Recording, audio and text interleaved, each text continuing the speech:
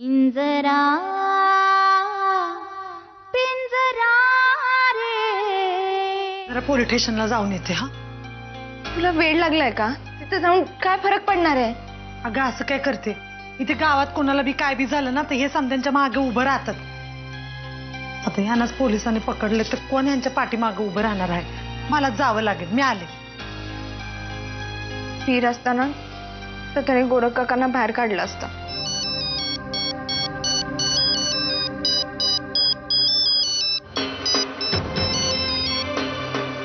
हा मला आत्ताच्या आत्ता येऊन भेट. इथं नको, मी हॉस्पिटल म्हणून निघतोय, तू वाड्यावर येऊन भेट. हा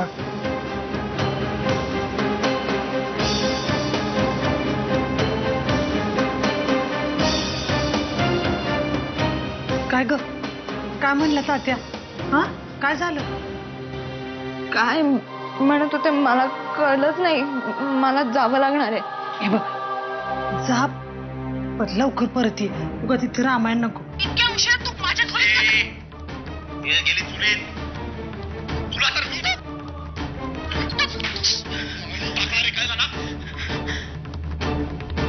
देवाच्या कृपेने तो वाचला, पण असा हल्ला परत पण होऊ शकतो.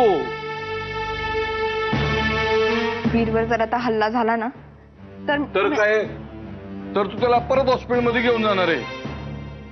अगं आज डोकं फुटलं, उद्या कंबरड मोडल त्याच. मग मी काय करू? लग्न लग्न, कारण वीर तुला असा शोधत राहणार आणि अक्का त्याला असाच मारत राहणार. तुमच्यामुळं जीवाला धोका निर्माण झाला वीरचे. नाही तात्या, अहो असं कशा पायी बोलताय? माझा वीर आहे ना.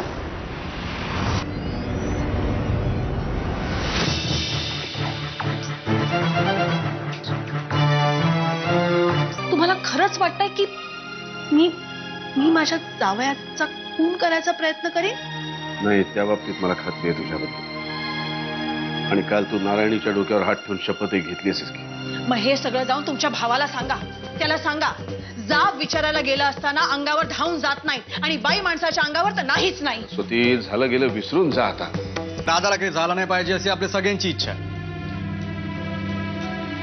आता जे काय करायचं ते तुमच्या हातात आहे.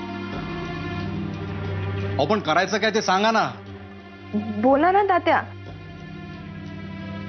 मी काय बी करायला तयार आहे. ईरला जर वाचवायचं असेल तर तुम्ही दोघं लग्न करा. मला तुझी ॲलर्जी आहे,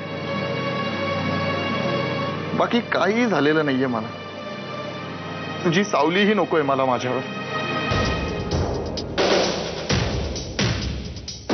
तू इकडनं गेलीस ना की मला बरं वाटेल. जा. मम्मा माझी घुसमट होतीये ग, आणि त्याला माझी सावली सुद्धा नकोय.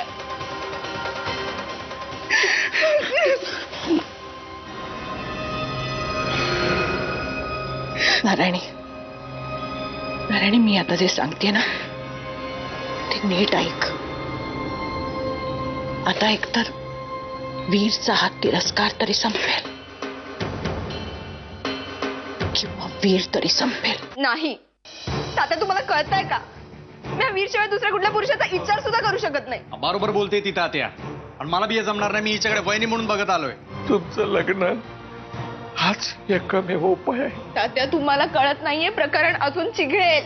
या लग्नानंतर 3 फायदे होणार आहे. पहिलं म्हणजे ईर त्याच्या बायकोमध्ये म्हणजे नारायणीमध्ये परत गुंतून पडेल. दुसरं म्हणजे आपल्या सख्या भावाच्या बायकोकडे मान वर करून बघणार नाही.